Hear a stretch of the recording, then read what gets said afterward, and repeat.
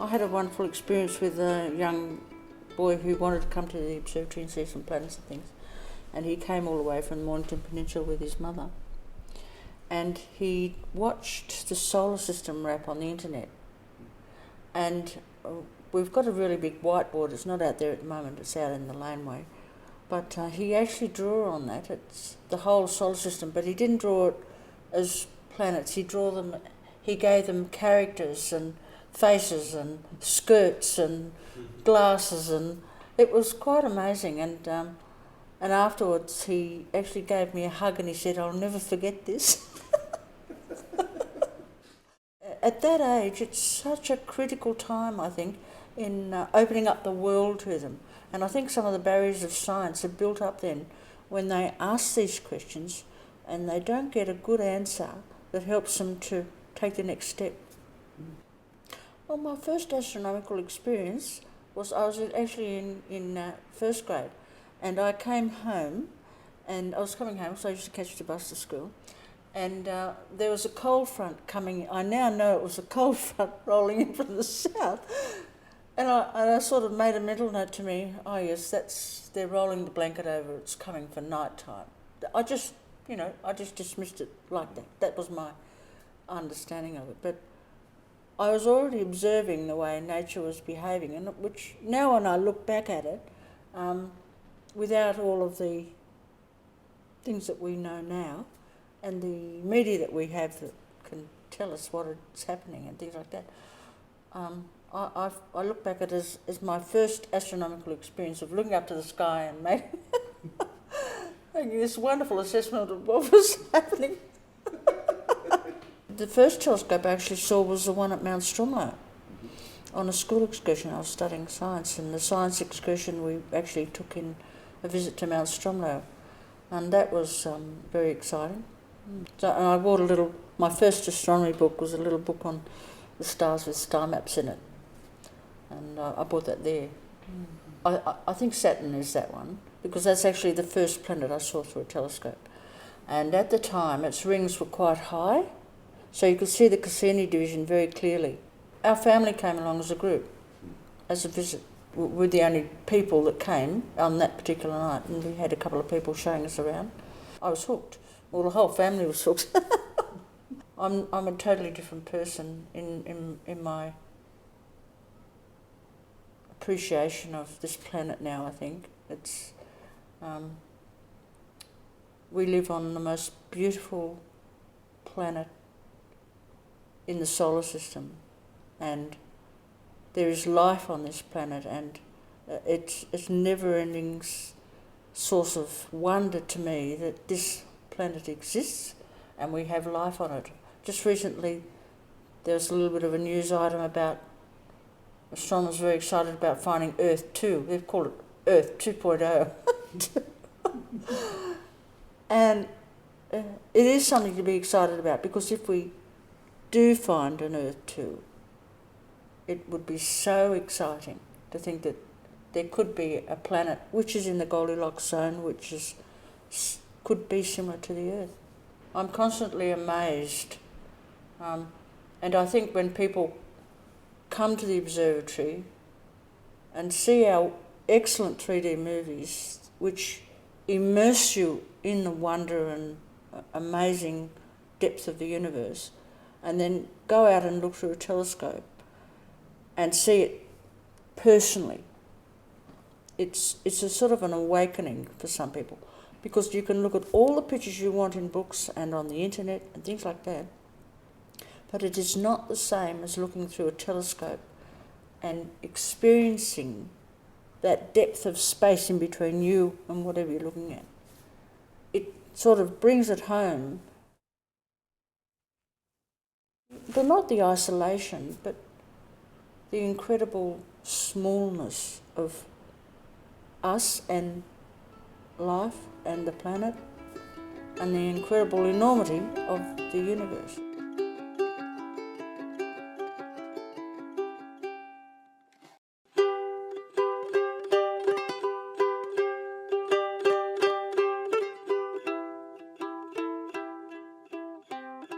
This building is really, really special for me because it's part of my family history. And my grandmother told me about my great-grandmother who used to walk the streets of Ballarat. This large lady is my great-great-grandmother, Sarah Jane Ellis. And when you're looking at her, it's no wonder she wasn't molested. Going to people's confinements in Ballarat between 1900 and 1920. She was a big lady, almost 6 foot tall. She wore a black feather boa and these black jet beads, and she used to go to ladies in labour, and she used to go all around Ballarat and attend their birthing because she was a midwife. When the appointment came up here at this particular place, which was a female refuge, and this was for single women who were having babies, she applied for the job as matron, and she was the longest serving matron at this particular building. So she served from 1906 till 1920, when it was taken over, amalgamated into the Town and City Mission. Really, really special for me, this building, because sitting here in the boardroom, which is absolutely beautiful, she had her bedroom just down the hallway. That's how I came to look at the history of this place and do a Master of Philosophy about it. And I was looking at the women who knocked on that front door and who gave up 2 years of their lives just because they were single and pregnant. There was a big 8 to 9 foot corrugated iron fence all around this property. So as soon as they came through that fence, they came out of society into this place here, which was, well, some would say it was protection, but others would say it was to reform them. I went into the history of female refuges, and the first ones were actually to reform prostitutes and make them into nuns. And it's mind-boggling to think of that, you know. But in 1257 in Florence in Italy, that's the sort of thinking. So you have this absolutely, I find it incredible, moral authority of society and the social construct of people doing natural things and actually getting into all sorts of social difficulties because of that. When you came into this place here, this is the boardroom. So it was beautiful, it was big, it's what the public saw. The room opposite was another lovely big room. But as you go up the stairs, the little cubicles are about 6 foot by 8 foot, and they're really like a cell. But on the other hand, the women that came through had a place to stay, they had food, and if they were shunned by their family, it was a place that they could find sanctuary. When they were in here, there were really strict rules and regulations. So they must get up, they said their prayers at 6 a.m. in the morning. They must make their beds by 8 a.m. There was definitely no bad language allowed or light talk. Oh no, you mustn't do that. And that was a form of social control too. You weren't allowed to smoke, of course. It was all this sort of rules that they had to abide by, but they seemed to conform to them and accept them. One of the most important parts of them was the laundry. And this was symbolic in that the women coming in here were seen to be tainted. They were even called fallen angels or fallen women. The laundry was seen as a place where they could actually wash away their sins, and by some it was called a sanctimonious sweatshop, because in summer it was absolutely, unquestionably, really, really hot and intolerably hot. And in winter, there are reports in the doctor's book of women standing up to their knees in freezing cold water and getting frostbite. There were some women that actually escaped from here. There was one I remember well, her name was Agnes Spence, and Agnes was a little bowerbird. She was a domestic servant, and she used to love the hats and the corsets that she was managing for her mistress. So this day in St Kilda, she got caught, and the policeman pulled her up and he said, "Excuse me, you've been accused of stealing." And she proceeded to take off some of the articles in the cell that she had stolen and hand them to this unsuspecting policeman. Anyway, Agnes was brought here in 1894, in April 1894, and she actually escaped 2 months later in May or June 1894. So it started in 1867 over in Grant Street, and that's quite remarkable too, because a group of 26 Ballarat women got together, saw a need to help these people, and they wrote to the government saying, "We need a female refuge in Ballarat." 1867. Ballarat was only started in 1851. They got together, they started up the Grant Street Female Refuge, but were they allowed to look after the finances? No. Guess what? They had to appoint a committee of men, or a committee of men had to be appointed. They probably didn't appoint them, because women in those days didn't have too much power. In 1880s, the inspector looked at the Grant Street Refuge and said, "In a town like Ballarat, this is a disgrace. You should have something better than this. This is so derelict and so badly looked after." So Ballarat people got together, and in 1884, Caselli made the plans for this place, and in January 1885, about 8 women moved in here with the matron. I just hope that they were helped. I really feel a connection to this place.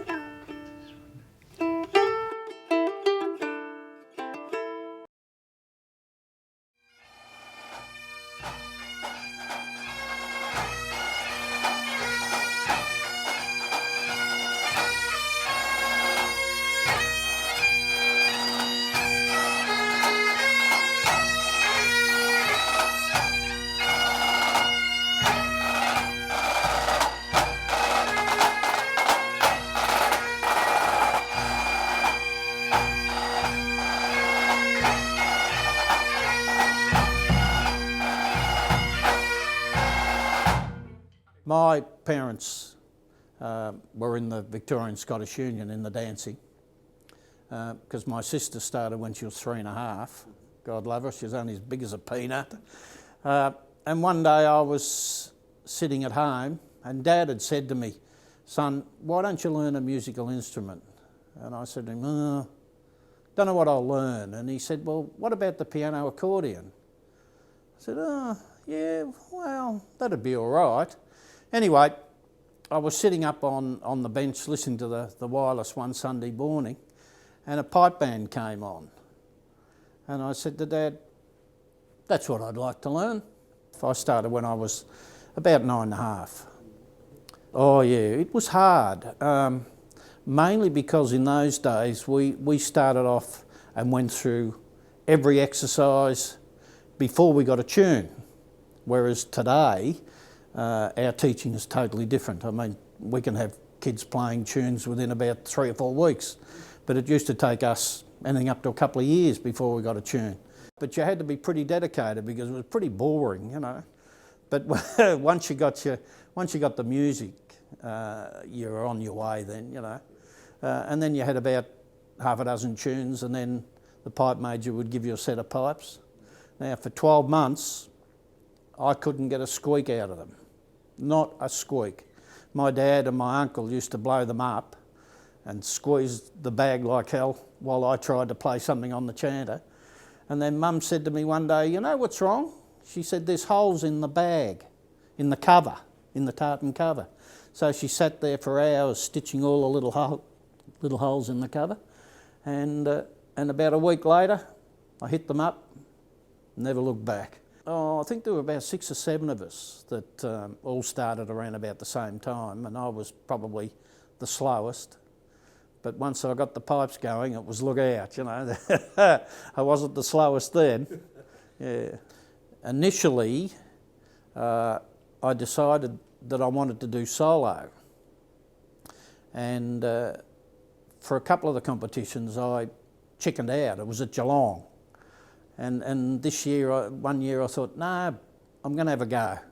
So I didn't tell anybody, and I went to one of the chaps that was in charge of the solo, and I said, look, I've never done this before, I want to play today, what do I do? Well, he just took me under his wing and organised a fella by the name of Bill Brown to tune my pipes, and I played Scotland the Brave. That was my first tune, and I got a third, which I was over the moon, but I didn't say anything to anybody, and we were on the ground for presentations for the band comp, and they announced the winners of the solo competitions, and when my name came up, well, you know, they all just went mad. They just didn't even realise that I'd done it. Well, I did a rough estimate, and in my 54 years, conservatively, I'd have done about 40,000 hours of practice. And I mean, if you weren't on your game, you could end up winning one month, and the next month you could come last. And I can remember that I'd been winning pretty consistently, and you tend to get a bit cocky. So I didn't put a lot of work in, because they were winter comps. We went for about 5 months, every month we went to Melbourne. And I can remember this day I went down there and I was underprepared. And the judge really got stuck into me. And, you know, he said he was very disappointed in my performance. So I thought, well, I'll fix you. So the next month I, you know, went like Billy and practiced 3 times a day, and went back and I won it. And he came up and apologised to me. He said, Les, maybe I shouldn't have put that on there. I said, it was the greatest thing you ever did. I said I was getting too smart, and nice to come back to the field. Yeah, but no, I won a lot of championships. I was very successful in solo, yeah. In the band, you draw a lot of confidence from your mates around you. So it's much easier. If you're doing solo, I mean, you're it. So if your pipes are not tuned properly, or you're not on your game, you've only got to make a mistake, and that's the end. You may as well stop playing and walk off, because you won't win. Okay, well, that's me. As you can see, I was only a little weed. I was 14 years old when this was taken. And you can see by the outfits that we wore heavy jackets, and they were buttoned right up, clipped up to the neck. We had plaids, hair sporrans, white spats, crazy outfits for Australian conditions. They're right in Scotland, but nowadays, you know, we're much more comfortable. We've got short sleeve shirts and leather sporrans, and much more comfortable. But my first play out with the band was at Maryborough New Year's Day. We used to have to march down the street, and it was about 110 in the shade, and oh boy was it hot. And I just about had it by the time we got to the end, but all part of the job. Being an ex-pipe major, I know how hard it is. But anyway, so of course everybody practiced like mad, and you're thinking, oh, I hope he doesn't drop me. So anyway, we're lined up, and he told this fella that he wasn't going to play. I thought, oh, beauty, you know, I'll be right now. We get out on the field, and the drum major says, band, quick march. The drums come in, go to hit my pipes, miss the hit up. So I thought, well, I can't hit up, because as soon as you take your hand off the chanter, you can be disqualified. So I just pretended for the whole performance. And when it come off, everybody's, tapping me on the back. You've done a wonderful job. You've done a wonderful job, Blair. Well, I never told anybody for probably 15 or 20 years. And I can remember telling Billy Spicer just before he died, actually. I said, Bill, do you know, we played in Adelaide at the Australian Championships. And that was my first Australian Championship. He said, yeah. I said, well, do you realise that I missed the hit up? You didn't. I said, yeah, I never played a note. And nobody picked it, even the judges didn't pick it, so I must have done a pretty good job. But that's the only time I've ever missed the hit up, in 50 odd years, and it was the only time, yeah. So I retired 2 years ago, but I'm still a member of the band, I'm still a live member, and I love the band side of it, it was great, yeah. This photo here is our first Australian Championship success. In 1994, it was the first full year that we had amalgamated, and very, very exciting. We played at Geelong, and we come off and said, well, that was great. At the presentations, we didn't even get a place. We're absolutely dumbfounded, couldn't work out what was going on. So we went back and consoled ourselves, very disappointed. We thought we'd done extremely well. And then somebody come running up and said, oh, you've won it. We made a mistake with the additions. Yeah, so we won it quite easily. We were a very, very good band. It's a challenge. I would say it's probably one of the most difficult instruments to master. Maybe I shouldn't say master because I was still learning even when I retired. Look, it's wonderful. I've played at hundreds of weddings, I've played at hundreds of funerals, birthday parties. So you can use the instrument to communicate with people. No, I've had a wonderful time. It was excellent. Yeah.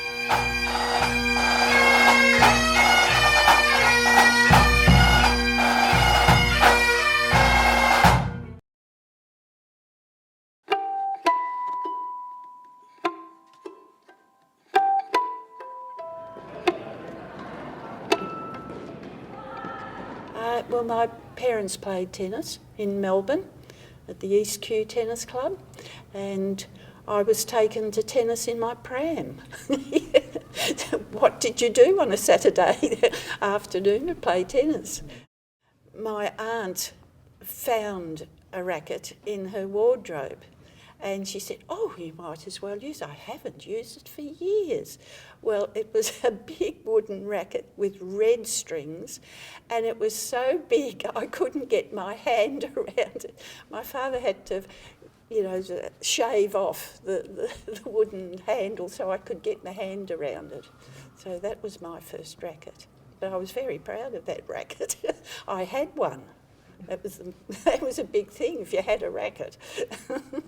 Most of the time they were either you played at school, because you weren't really invited into tennis clubs as a junior. There wasn't much in the way of juniors.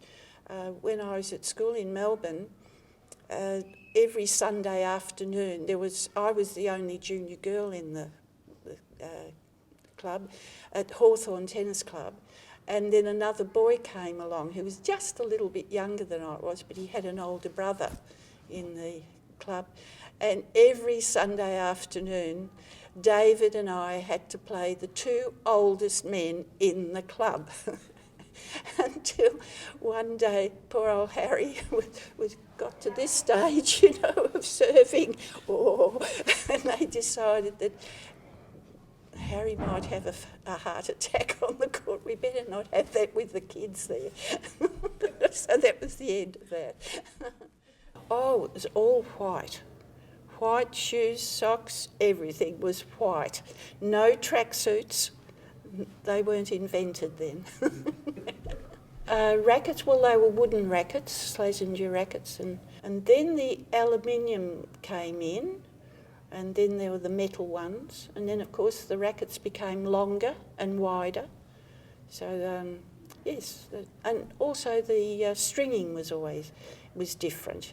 Sort of the gut strings that You played, I know when we played in Geelong, we lived in Geelong for a while, and as soon as there was any rain in here, well, up, you know, your racket went up your jumper. I used to think that the Jarman brothers who had the sports store used to think, oh good, another wet Saturday, they'll all be bringing their rackets in to get restrung. There were no double-handed backhands. No, that was frowned upon. But then as there were more coaches around, of course, people started to play more orthodox tennis. And then topspin came in with the Americans, Jack Kramer and, you know, all those men that came out.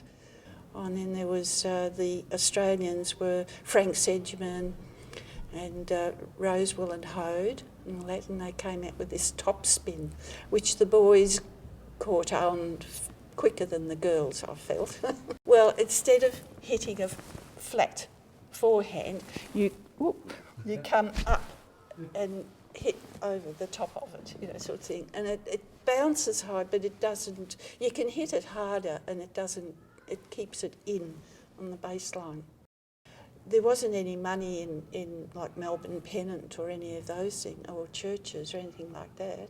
So, or even in veterans, there was no money. You know, you didn't win money. You won medals. Always medals. They're rather heavy too, some of them. Professional sport is always different to amateur. We were always told never to accept money. You know, if you won a race or something like that, you know, or football. No, my son down in Geelong, you didn't, if you want to play school sport, you didn't accept money. And often if you played on a Saturday, there would always be an older man who would say, well done, son, you know, and pass over a note of some sort. And you had to say, oh, I'm sorry, I can't take it, because you wouldn't be able to play school sport, which was a bit difficult for them. I've always admired the Steffi Graf because of her, she's businesslike, she gets on with the job. She always looks as though she's there to really win there. And Yvonne Goolagong, because she was the most graceful tennis player. Margaret Court, she was another very businesslike person. It was hard when she was coming in, because she was the first, really. And I know at one stage she had to go overseas with a chaperone all the time. And she didn't want to go, you know, and of course they said, oh, no, you've got to have somebody with you, you know. It has changed a bit. Well, I've been playing since year 7 at school. Form 1 it used to be called. I just play, you know, as the other girls, and on a Thursday during the day or on Sunday morning. We're called chapel girls on Sunday morning because we should be at chapel instead of playing tennis. You enjoy it. You play, it's a sport. It's something you do in the weekends. You look forward to it. And you like running around. You like being outside. And you like belting the ball. You like hitting it. If you really hit a good shot, you think, oh, that felt good. Especially if you hit it in the middle.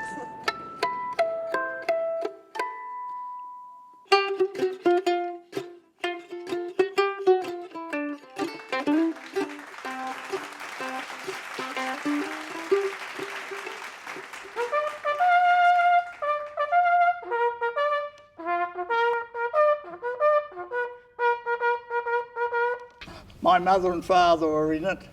My mother's mother and aunt were, and brothers were in it. Somehow or other on my grandfather's side, he was a Church of England curate in northern England at the time, and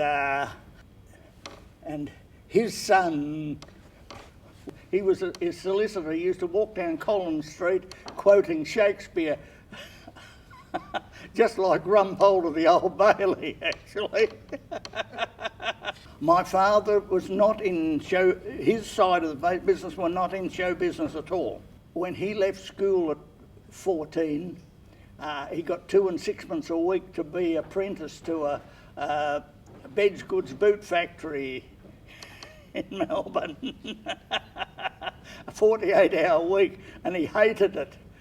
So as his parents were so poor at the time, the only thing he could learn, he'd seen jugglers standing outside entertaining the queues out going into the theatres in Melbourne, so he decided that he'd learn to juggle. So the only thing he could find to juggle with was his mother's potatoes.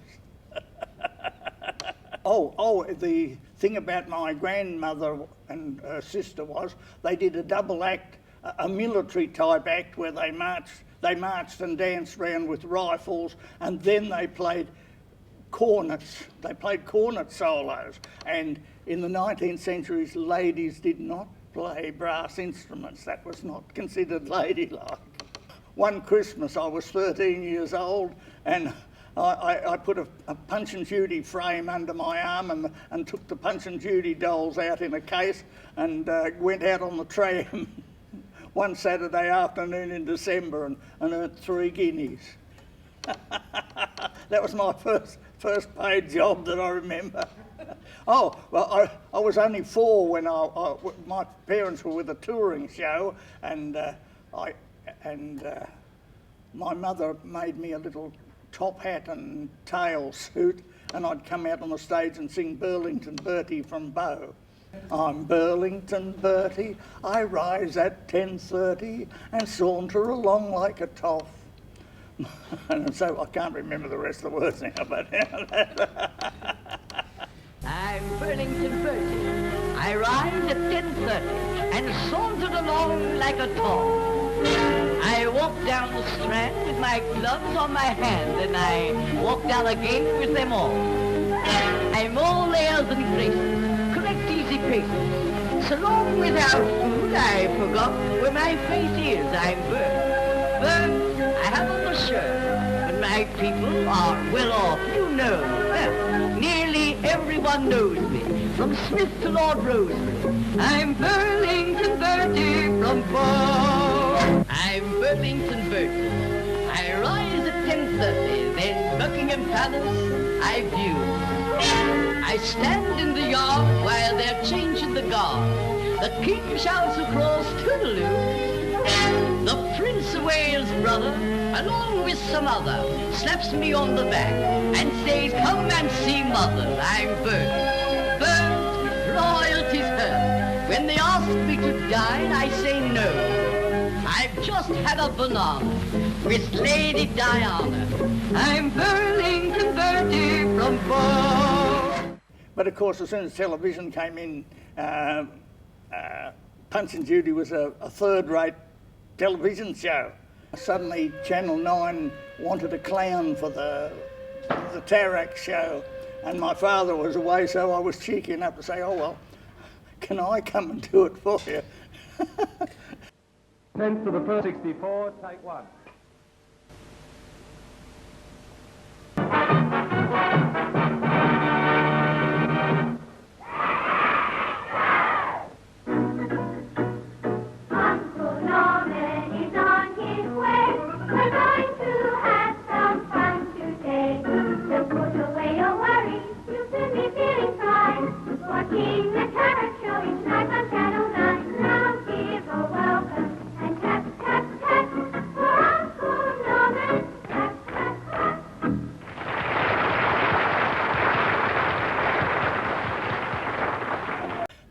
But first of all, only one night a week. But then it got to, eventually I was doing 3 nights a week at one stage then. But the trouble with television, if you're sincere about it squeezes you dry in no time flat. I used to wake up at 3 a.m. in the morning and say, now what can I do tomorrow night on the television? The conductor of the Collingwood Band was there, so he said, "Oh, come." He said, "Oh, we can't use you with your clarinet or a saxophone. Come along." And so they gave me a brass instrument and put me in the band. He had to admit I was the worst player that they had, but never mind. At least I could say to people, I play for Collingwood, even if it was the brass band. Well, that's me working at that's my first smoke night I ever worked at. Before television, you see, men could go to these smoke nights and get blind, blithering drunk. But then Women's Lib came in with television. So they weren't allowed to do that anymore. And I could stand up and tell double meaning jokes for about an hour and a half without drawing breath, one after the other. At one stage I taught my cat to do some tricks actually, and we had a circus theme in there, so I said, oh good, the big cat under the big top. So I taught that cat to jump up onto a chair and put another chair there, and provided you showed him a piece of meat, he jumped from one chair to the other chair, and then you could hold the hoop there and he jumped through the hoop to get to the other chair. Now, you had to be very quick, because out came the paw to get the piece of meat, and if you didn't get that piece of meat back fast, he took your hand with it too. Yeah, but we had a run through before the show, and suddenly the cameras roll up and the cat shoots through. And I never saw the cat for the next 6 months. I do 3 children's birthday parties on a Saturday afternoon and 3 on Sunday afternoon. And play for a dance on Saturday night. So we've got a bit of strife with that one. Oh, another one I got into trouble with too.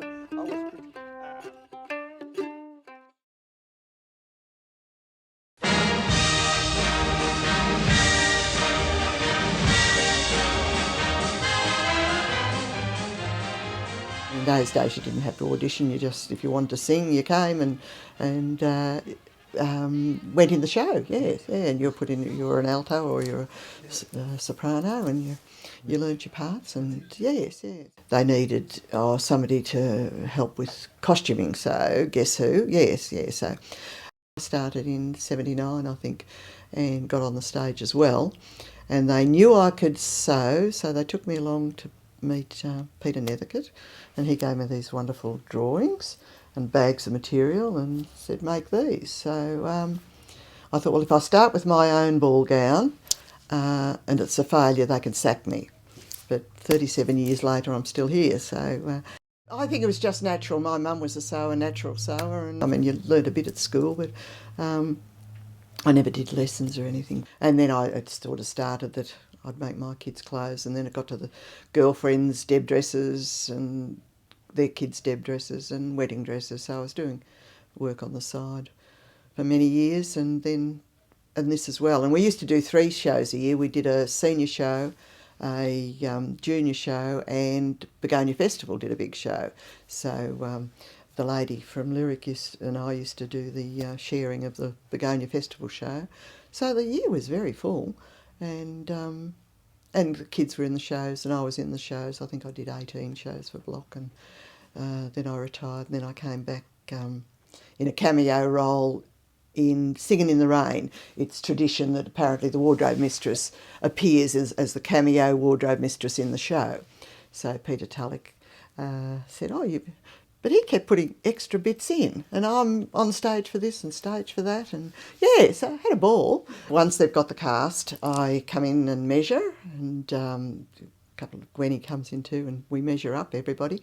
Then it's usually, say, Fred Varga or Peter Tulloch directing the show, and they're usually the designers, and they just do drawings. I don't need patterns, so they do drawings of what they want, and I start off by doing just a bodice virtues. That's the main fitting part, and fit the bodices. I make it out of something, bit of an old material, and fit them all, and then make them to look like the drawing. There's a huge wardrobe here, but you can use a certain amount of stuff, but then If the directors wants that colour combination, you can't always have it in here, so you make it again, or you make new ones. Yeah, and that's how the wardrobe has grown and grown. But whole sets of costumes go out to all over Australia now. Yeah, it's very well known, the block, that we've got the costumes here for a whole show. So cost-wise, it's better to make them. And I just sew from home, mainly because it suits me. We're there with our machines. During the show we're in the green room because there's usually something, a zip or something. I can remember one night, one poor girl, she stood on the frill of her dress, and it's dangling around. So I'm backstage in the wings and she's dancing towards me. I've got the scissors and we chop that bit off and off she dances again. Yeah, during the show, of course, the dressing, quick changes is amazing. I mean, the people out there don't know, but very, very quick. And there can be up to 10 or 20 people, dresses, with they put their costumes where they're going to come off stage, the dresses there ready, whip one down, drop it, put the other on and back in stage. The girl playing the part was quite a big girl and she had a top and skirt and she got sick at interval. So during interval, the other Deb had to come on and she was small, so I just sewed the costume in half down the middle and turned it in and she wore it on, and then the bigger girl came back, so we took the stitching out and it was right again in a few days' time. So it's amazing what you can do when you have to. Yes, yes. Some I've made 37 years ago and they're still here. Because people sort of think, oh, perhaps, you've only got to run them up because it's only a show for 10 performances, but they get a hard life. Think of a wedding dress, the what you put into a wedding dress. It's worn once, hopefully, and this is at least 4 dress rehearsals, 10 performances. As I say, quick changes. You're in and out of them. The zips, and so they've got to be really sturdily made. Yes, and I pride myself on that too. I like to have it. A bit pedantic that way. Perhaps I like them to be good. I have been known to sit at dress rehearsal and cry. And they say, oh, Lynn, what's wrong? I say, oh, it's just beautiful. Yeah, very proud of it. And over the last couple of years, we've been computerising it all, so putting tags on everything. And we've tagged, well over 7,000. Will I take you to where we start? Would be probably the best idea. These are about 37 years old, some of these. These are mainly just hire costumes, some of these. I'll tell you who wore this one is the famous Maxine Montgomery, and that was in Chess. I think I spoke about Chess, but that was one of my favourite dresses from Chess. A favourite up here that I really do love. I can't find it now. I think I made 12 of them, all exactly the same. Would have been Singing in the Rain, and 12 of them came across the stage, walked down the stage, and as it turned out, that was the show I was in, so I was able to stand there and watch them, and it just looked lovely. A lot of work, but they went well. These are actually before my time, a lot of these, because they're going back to Kismet and so forth, but they're still in use, still on hire and sometimes in a show. We couldn't buy the material, so we hand painted it. This one down here is a Beauty and the Beast. Quite a complicated. The Ugly Sisters, I think they had those. I made a whole set of Marines for Miss Saigon.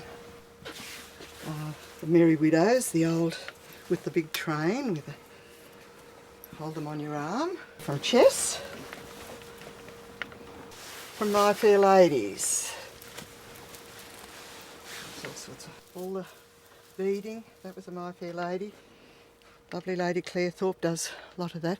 Well, we got the cast to do all their own sequining. King and I, the great huge dress. These are all my memories. The lace is just from curtains. These were Anything Goes. Santas for Christmas, they're very popular. Little children's from Wizard of Oz. These are the little boys with their tails. This was Dorothy before it went to colour. You start the show in the black and white, sepia, and then she goes into the blue. Kate from The Beast, from Beauty and the Beast. A maid from Beauty and the Beast. Lots of Grease. These are the little children from Sound of Music. The dresses she made from the curtains, supposedly.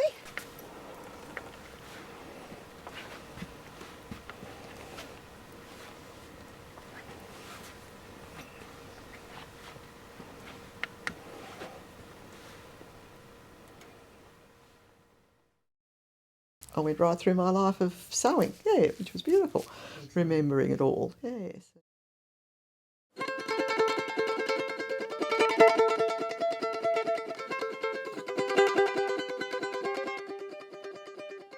I have a particular fondness of bandstands, band rotundas, and I collect postcards of bandstands. Now, I'd have postcards of probably 1,000 different bandstands from throughout the world.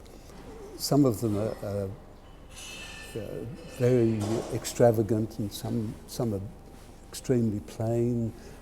Some have thatched roofs, or they canvas roof. But all a bandstand really is, it's an open area with a roof. That's all it really is, and they're all different types. Now, Ballarat's fortunate in that it's got one of the most unusual and one of the most important bandstands in the world. It's an Edwardian bandstand. Now, of course, the story is we all know about the Titanic, and in South Street, 1912, it was October, which is only 6 months after the Titanic went down. They decided to do something to commemorate the loss of the Titanic and the musicians. And they decided to start a fund to build a bandstand. Now that was in 1912, but by 1913 they actually made a start on the bandstand. By 1915 it was ready to open. Local architect, George Clegg, designed it, and they used all local material. The ironwork was done by Eagle Foundry. The opening ceremony, there were thousands and thousands of people all over Ballarat. It was a major event. I haven't yet found a postcard of the event, but I'm hoping one day. The extraordinary thing about the bandstand is, apart from being octagonal, which is unusual, it's got this phenomenal roof. It's a mixture of styles, but whenever I look at it, I see the almost waves, as if it's the sea, and then there's a very long, sort of almost triangular top, and the very, very top is a small cutout of the Titanic. Now, I look at it and I think maybe the architect did intend to make it look as though you've got this tiny little ship there and this massive roof is the sea or a huge iceberg, and the Titanic's just floating over it. Now, that may have been his intention, but of course we don't know.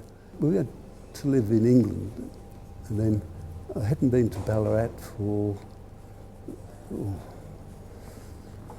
40 odd years anyway, but 9 years ago, we came back to live near Ballarat and decided to retire.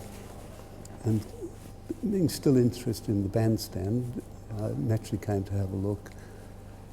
And I feel it had lost its bandstand look. The bandstands are very happy, cheery sort of places. They're normally in parks and gardens, they're in beaches, and they're summery things, and always associated with happiness. But here's a bandstand that's not associated with happiness. It's not in a place where people can congregate to a little traffic island in the middle of the main street. And it doesn't really work as a bandstand. It occurred to me that maybe we could bring it back to life a bit and combine the idea of a commemorative building with the bandstand. So I thought, why not start a band specifically to play in the bandstand, some group of local musicians to come along to the bandstand on the 15th. I managed to commission an arranger to do a special version of Nearer My God to Thee.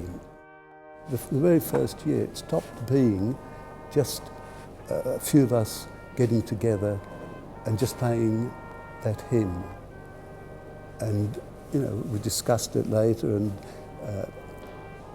the feeling was that there's more meaning to what we're doing than we'd realised. We decided to make it an annual event. And the players aren't always the same. We get different players come along. And it is a band, but it's not a band in the normal sense. It gets together just that once. It's only ever played the one tune. There's council involvement, there's no outside involvement in any way. We try to minimise the publicity, but that's not always easy. We don't normally even announce that it's going to happen. The group just comes to the bandstand, plays, and that's it. A few words are said, just to say what it's about, and that's it. The whole band plays together, then gradually the players stop playing. Now, it starts as a septet, then gradually becomes a quartet, and then a trio, and as each musician finishes, they just put their instruments down, or lower their instruments, take a step back, and the rest just carry on. Well, it gets to a duet, and then it becomes contrapuntal, almost disjointed, and just the last two players, almost as if they're not together. And one of the players drops out, and then the last player, just the last 4 bars, is a solo. Now, as soon as that player stops, we ring a bell just 3 times, and almost like a passing bell for funerals. And everyone just packs up their instruments and they go home. And then we do it again the following year.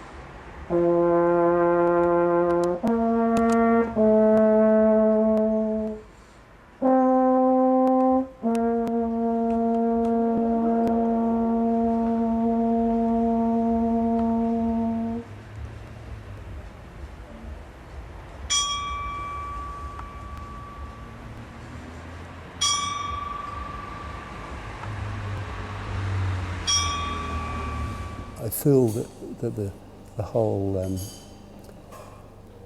experience somehow, instead of it being sort of almost a dead bandstand, it just that one night, it sort of comes to life. Then it goes back to where it was.